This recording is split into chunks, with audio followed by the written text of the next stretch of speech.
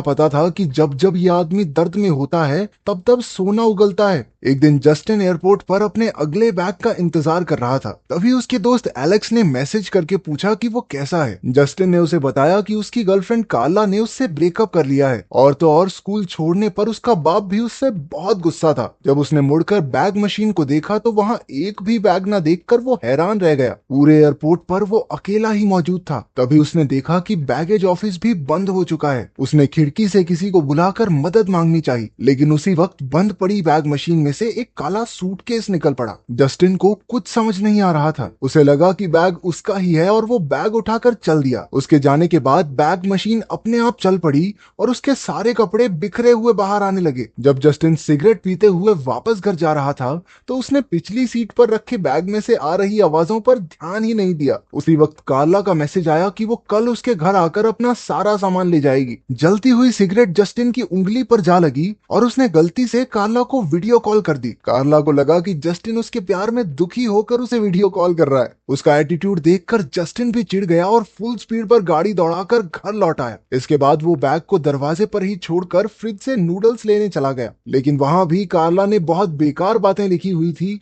जिस वजह से जस्टिन ने कुछ खाया ही नहीं। उसने अपने कमरे में जाकर कुछ सीडीज उठाई और एक और सिगरेट पीने लगा। कुछ देर बाद उसका वो सूटकेस धीरे धीरे उसकी ओर बढ़ने लगा। उसमें से किसी आदमी की आवाजें आ रही थी, जिसे सुनकर जस्टिन के होश उड़ गए। फिर उसे लगा कि शायद उसका दोस्त एलेक्स उसके साथ मजाक कर रहा है, इसलिए उसने एलेक्स को आवाज भी लगाई। लेकिन सूटकेस वाले आदमी ने कहा कि एलेक्स तो यहाँ है ही नहीं। हैरान होकर जस्टिन धीरे से सूटकेस खोलने लगा, लेकिन अचानक फिर से आवाजें आने लगी। उसने बैग जमीन पर रखकर जल्दी से खोल दिया। बैग में किसी ने एक आदमी को बहुत बुरी तरह से ठूस रखा था। उस आदमी ने बड़ी मुश्किल से जस्टिन को उसका सर बाहर निकालने को कहा। डरा हुआ जस्टिन एक बेसबॉल बैट लेकर उसकी ओर बढ़ने लगा। वो आदमी उसकी मिन्नतें करने लगा कि प्लीज मुझे मारना मत, प्लीज। उसने कहा कि उसने कोई बहुत बुरा काम किया था, जिस वजह से वो यहाँ फंस चुका है। जस्टिन ने कहा कि वो उसे हॉस्पिटल ले जाएगा, लेकिन उस आदमी ने बड़ी निराश आवाज में जवाब दिया कि हॉस्पिटल वाले भी उसकी कोई मदद नहीं कर सकते। वो दर्द में करहा रहा था, इसलिए जस्टिन फटाफट बैग बंद करके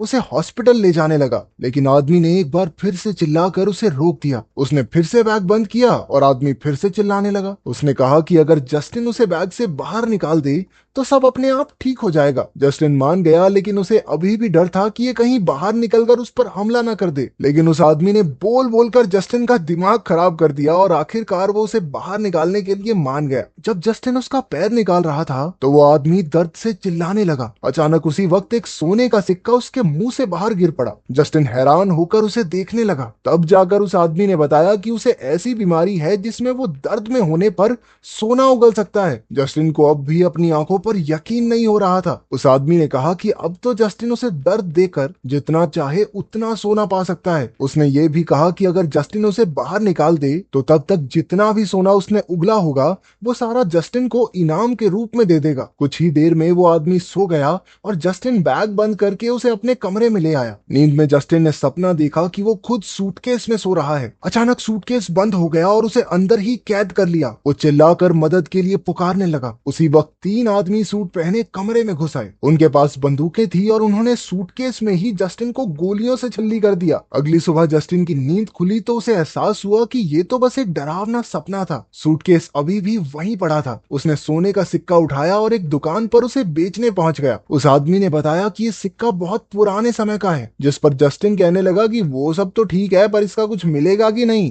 जिस पर दुकानदार ने जवाब दिया कि वो इस सिक्के के बदले उसे $275 देने को तैयार है, लेकिन उसे पुलिस से प्रूफ लेना होगा कि ये सिक्का उसी का है, ना कि चोरी का। इसके बाद वो अपने दोस्त एलेक्स से एक पार्क में मिला। उसने एलेक्स को वही कागज दिखाया, जिसे देखकर एलेक्स ने कहा कि ये तो बहुत कम पैसे दे रहा है तेरे को, हर कोई तेरे भोलेपन का फायदा उठा जाता है। इसके बाद घर जाते हुए जस्टिन ने एलेक्स को सूटकेस वाले आदमी के बारे में सब कुछ सच बता दिया, लेकिन एलेक्स को ये सब बकवास लग रहा था। घर में जाने से पहले ही अचानक कार्ला दरवाजे से डरी हुई बाहर आ गई। जस्टिन ने हड़बड़ाते हुए पूछा, तो तुम क्या कर रही हो यहाँ? कार्ला ने जवाब दिया कि वो तो अपना सामान लेने आई थी, लेकिन उसने कभी नहीं सोचा था कि जस्टिन एक कातिल निकलेगा। एलेक्स और जस्टिन को कुछ समझ नहीं आया। एलेक्स ने अंदर जाकर देखा कि सूटकेस में से एक आदमी का हाथ बाहर निकल रहा था। उसने बैग खोलकर देखा कि वो आदमी अंदर सो रहा था। जस्टिन ने उन तीनों को अपने कमरे में ले जाकर सारी बात समझाई। जैसे ही वो सूटकेस के पास गए, वो आदमी नींद से उठ गया, जिससे एलेक्स और कार्ला की तो चीखें निकल गई। जस्टिन ने उन्हें समझाया कि ये आदमी उसे इसी हालत में मिला था। कार्ला खुद ही उस आदमी को बाहर निकालने की कोशिश करने लगी। अब जस्टिन और कार्ला मिलकर उस आदमी के पैर बाहर निकाल रहे थे। आदमी फिर से दर्द में चिल्लाने लगा और अचानक उसके मुंह से एक और सिक्का बाहर आया। एलेक्स की नजरें सिक्के पर ही टिक गई। धीरे धीरे आदमी के मुंह से और सिक्के निकलने लगे और कार्ला ने परेशान होकर पूछा, ये सब चल क्या रहा है? इसके पेट में गुल्लक है क्या?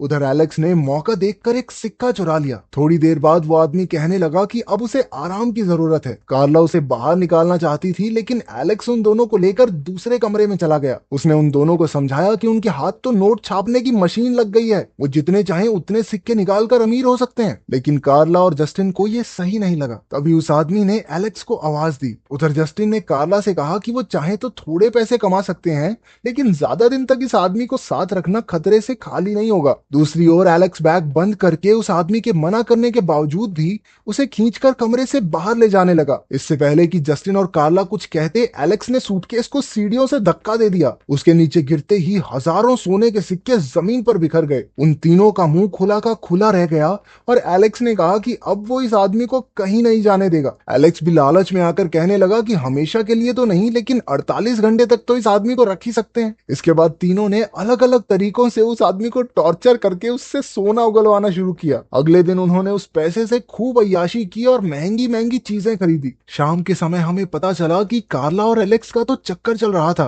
बेचारे जस्टिन का तो दोस्त भी सांप निकला। जैसे ही उन्हें जस्टिन के आने की आवाज सुनाई दी, एलेक्स फटाफट अपने कमरे में चला गया और कार्ला ने सारे सिक्के हटा दिए। रात को तीनों ने मिलकर उस आदमी के सूटकेस से एक डिवाइस जोड़ दिया जो उसे लगातार बिजली के जोरदार झटके दे रहा था। अब आदमी के मुंह से लगातार सोना निकल रहा था। उस आदमी को दर्द से करहाता देख जस्टिन ने तरस खाकर मशीन बंद कर दी। उसने बाकियों से कहा कि कोई भी आदमी इतनी ज्यादा बिजली सहन नहीं कर सकता, और अगर ये मर गया ना तो ले लेना मुझे। उधर कार्ला तो सिक्कों से खून साफ करने में बिजी थी। उसने जस्टिन की बात पर ध्यान नहीं दिया और बिजली का झटका और तेज कर दिया। अब और ज्यादा सिक्के बाहर गिरने लगे। जस्टिन का मन कह रहा था कि उन्हें रुक जाना चाहिए, लेकिन एलेक्स और कार्ला अब बेहद लालची हो गए थे। ऊपर से वो सूटकेस वाला आदमी खुद भी कह रहा था कि उसकी किस्मत में तो बस दर्द ही लिखा है। अबे चुप हो जा, शायद छोड़ दें तुझे। कुछ देर बाद ज्यादा दर्द की वजह से आदमी ने कहा कि शायद उसे दिल का दौरा पड़ने वाला है। कार्ला ने घबरा कर एलेक्स और जस्टिन को देखा, लेकिन बेरहम एलेक्स ने मशीन को सबसे तेज झटके पर सेट कर दिया। जस्टिन ने गुस्से में उसे रोकना चाहा, लेकिन एलेक्स तो लालच के नशे में अंधा हो चुका था। उसे बस महंगी महंगी गाड़ियां और शान और शौकत के ख्याल आ रहे थे। लेकिन जस्टिन ने उसे 48 घंटे वाली डील याद दिलाई। एलेक्स ने जस्टिन को भी अमीरी के सपने दिखाए, लेकिन जस्टिन नहीं माना। उसे यकीन नहीं हो रहा था कि एलेक्स और कार्ला पैसों के लिए किसी का खून तक कर सकते हैं। उसने पुलिस को सब बताने के लिए फोन उठाया, लेकिन कार्ला ने उसका फोन हथौड़े से चूर चूर कर दिया। जस्टिन ने गुस्से में उसकी ओर देखा, लेकिन उसी वक्त कार्ला ने हथौड़ा उसके सर पे दे मारा। उसके सर से खून की धार बह चली और वो लड़खड़ाते हुए कमरे से बाहर निकल गया। कार्ला भी उसे जान से मारने के लिए उसके पीछे भागी, लेकिन जस्टिन सीढ़ियों से नीचे जा गिरा और बेहोश हो गया। एलेक्स ये सब देखकर हक्का बक्का रह गया। उन्हें समझ ही नहीं आ रहा था कि अब उन्हें क्या करना चाहिए। एलेक्स ने कहा कि उन्हें शहर छोड़कर भाग जाना चाहिए, लेकिन पीछे से आदमी की आवाज आई कि वो भागकर कहीं नहीं जा सकते। एलेक्स ने उसे अपना मुंह बंद रखने को कहा और एक आखिरी बार सोना इकट्ठा करने का फैसला किया। बिजली का झटका देने से पहले वो आदमी जोर जोर से हंसने लगा। अचानक उस आदमी की आंखें एकदम पीले रंग की हो गई और वो एलेक्स और कार्ला को मिलने वाली सजा के बारे में सोचकर हंसने लगा। फिर भी उन्होंने मशीन का बटन ऑन कर दिया। अचानक तेज हवा का झोंका आया और वो पीछे गिर गए। आदमी के आसपास बहुत सारा धुआं हो गया। अब वो आदमी एक विशाल राक्षस में बदल चुका था। एलेक्स और कार्ला डर के मारे चिल्लाने लगे और न जाने कहां से 2 सूटकेस नीचे आ गिरे। राक्षस ने अपनी जहरीली हंसी हंसते हुए दोनों को सूटकेस में कैद कर दिया। कुछ देर बाद जस्टिन की आंख खुली तो वो हॉस्पिटल में था। उसके पास एक कागज पड़ा था जिसमें सूटकेस वाले आदमी ने लिखा था कि वो उसकी मदद के लिए हमेशा तैयार रहेगा। वो आदमी अब पूरी तरह ठीक होकर एक एयरपोर्ट पर था। उसके पास एक जैसे कई सूटकेस थे। उन सूटकेसेस में से एलेक्स और कार्ला की चीखें सुनकर वो मुस्कुराने लगा और